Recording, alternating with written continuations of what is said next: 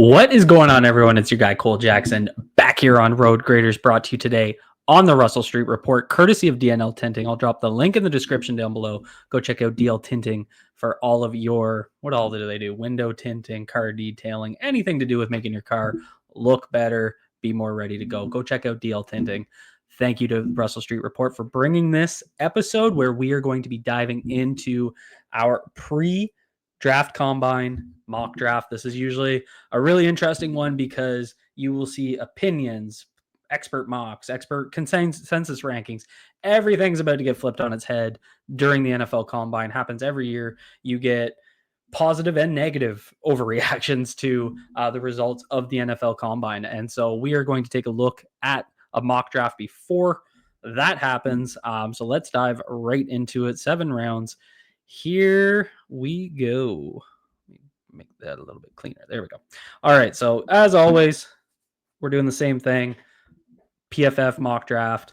It's just the cleanest tool, really. It's the one I like to use the most. I find it's been really solid lately for giving us varied outcomes, and that's what I like to do here. So as our pick comes up, you can see not looking great here on the board. A lot of guys that I have a lot of interest in here at 27 went Derek Harmon, Armin Membu, Walter Nolan. Those are the guys that I'm usually taking a look at. Being offered a few trades. Something that I've looked at a few times is, trading back from 27 to 32. And this is important because you keep that fifth year option, which gives you a year of team control.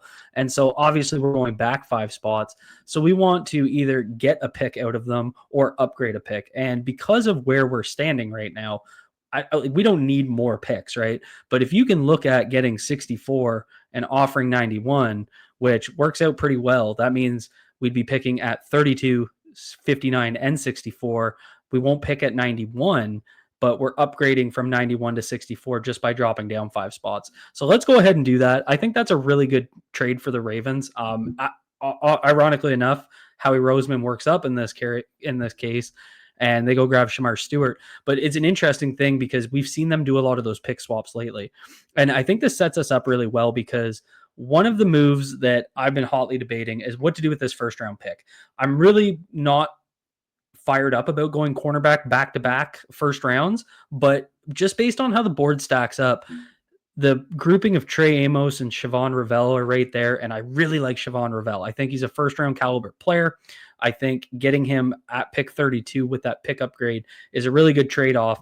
We do go cornerback back-to-back years, which is a lot of investment, but given the situation, Marlon Humphrey's future uncertain, you can never have too many corners, all that good stuff. I don't think it's a crazy strategy, and now you can see the advantage. So we won't have our third-round pick, but we pick 59 and 64, and I really like the way this board stacks up. And the guy I'm going to go with here is Donovan Jackson, and this is a super interesting pick. Josh Simmons got hurt. Donovan Jackson had to kick out to left tackle. And, I think he's a left guard in our scheme, but having that left tackle ability is really, really solid. So we go out there, we get Donovan Jackson, we add in a guy that can play multiple positions, including playing tackle in a pinch, which helps if they maintain or if they retain Ronnie Stanley, then you have a guy that can jump in there for that injury relief. Now we're right back up at pick 64. And so through 2, we have Siobhan Ravel and Donovan Jackson, really solid start. And then we have our option here of whether we want to go with the edge rusher and Josiah Stewart, or we want to go with the interior rusher and Omar Norman Lott. Norman Lott, again, you guys will hear me talk about this. I talked about it with Kyle Kennard last week. Norman Lott is just a guy that I'm way higher on than the consensus.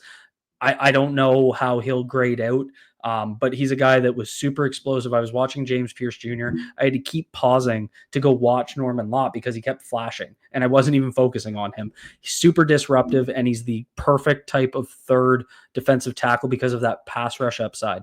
So we add him into our D-line rotation. So now we've addressed corner. We've addressed our left guard and offensive tackle situation, depending on how that plays out with that versatility of Donovan Jackson. And we've added to our interior pass rush. And that brings us up here at pick 127. We obviously pick in a few too at 135. And I'm going to go back to the O-line and get our swing tackle of the future and Chase Lunt out of UConn. I've talked about him enough. I won't, rag on again. Just love this kid, love what he does. And we're going to also add in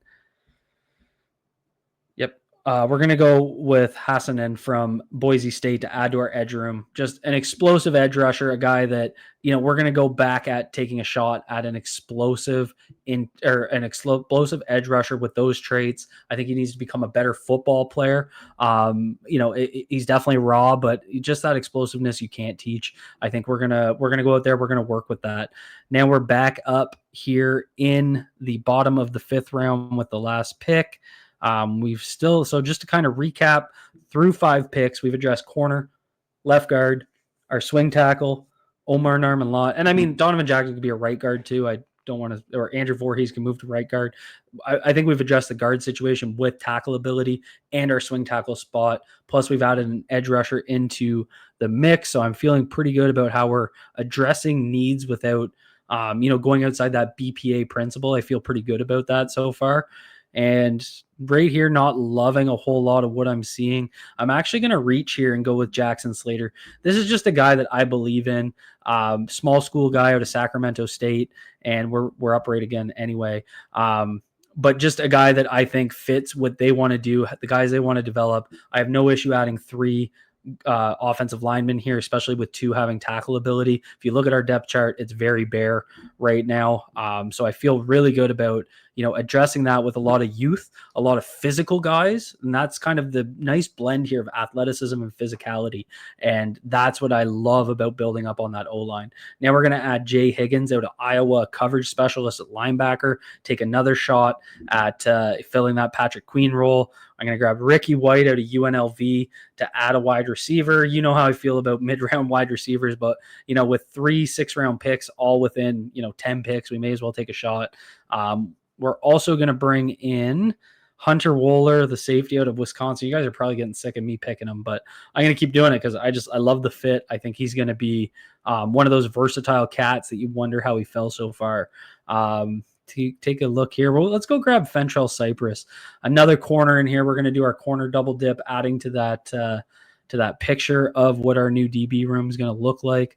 And that leaves us with 1 pick at the bottom. And we are going to go and add, I was hoping to add a running back. So we'll go back up and take Sanders out of South Carolina. Big physical cat. So that's how we kind of round out this draft. I feel really good about this draft. I'm really curious what you guys think about that pick upgrade. Is that the type of move you guys would want to see? Does it make sense to you? Could you see the Ravens doing it? I personally love it because I love that little crop of players in the bottom of the 2nd round. I love moving up in the 3rd to go grab them. So we finished with pretty decent grades, as you can see. They kind of go down here with Jackson Slater and Jay Higgins. Those are just 2 guys that I really like, but a really good start, and I feel like this did a good job of going BPA, but also addressing the needs of the Baltimore Ravens. So feel pretty good about how this draft shook out, but obviously I do this because I want to hear from you guys. Drop a comment down below. Hit that like button if you enjoyed this mock draft, and hit subscribe if you're new here. And thank you to DNL Tinting for sponsoring this video.